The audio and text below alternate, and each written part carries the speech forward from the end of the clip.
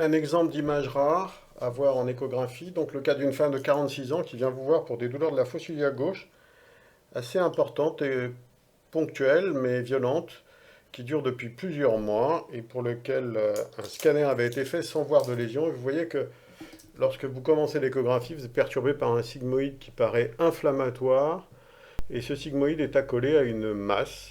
Cette masse est hétérogène avec des îlots hyperéchogènes. Vous voyez qu'on peut deviner un aspect feuilleté. Elle est vraiment au contact de la paroi sigmoïdienne. On a cherché pendant longtemps une effraction de la paroi sigmoïdienne qu'on n'a pas trouvée. En fait, dès qu'on s'écarte un peu, on a une atmosphère inflammatoire qui s'installe, mais pas réellement d'effraction de la paroi sigmoïdienne. À l'inverse, par contre, de l'autre côté, nous avons la paroi vésicale, et vous allez voir qu'en se centrant le long de la paroi vésicale, on a cherché longtemps et j'ai, pour moi, émis l'hypothèse qu'il y avait à cet endroit-là une effraction de la paroi vésicale avec une lésion que l'on voit à l'intérieur de la lumière. En fait, c'est très difficile car on est bord à bord et je vous engage à être extrêmement prudent lorsque la vision n'est pas optimale sur cette notion d'effraction qui est toujours difficile à affirmer.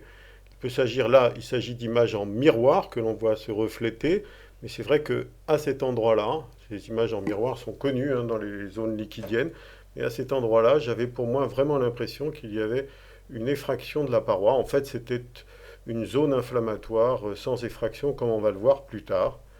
Donc voilà, cette lésion très atypique, globalement hyperéchogène, hétérogène et feuilletée.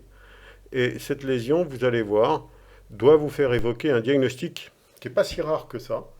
Voilà la vue célioscopique de cette lésion qui est enclavée dans les paramètres et qui, vous voyez, est au contact de la vessie également de la paroi sigmoïdienne. C'est une lésion remaniée avec des zones échymotiques, mais qui paraît un peu à distance, collée mais à distance. La dissection a été difficile, mais aboutit à la résection de cette lésion, dont l'histologie vous permet de voir qu'il s'agissait en fait d'une cytostéatonécrose, d'une appendagite, c'est-à-dire une appendagite inflammatoire, c'est-à-dire une frange péritonéale. Habituellement, on dit qu'il s'est volvulé, qui a entraîné une ischémie avec cette réaction inflammatoire. Voilà, c'est un diagnostic rare, mais c'est des images qu'il faut avoir en tête, car vous en trouverez si vous la cherchez. L'échographie est un excellent examen pour l'appendagite parce qu'elle est guidée par le malade qui vous indique clairement l'endroit de la douleur et ça vous permet de vous centrer sur cette zone et de chercher précisément une image péritonéale remaniée telle que celle que je vous ai montrée.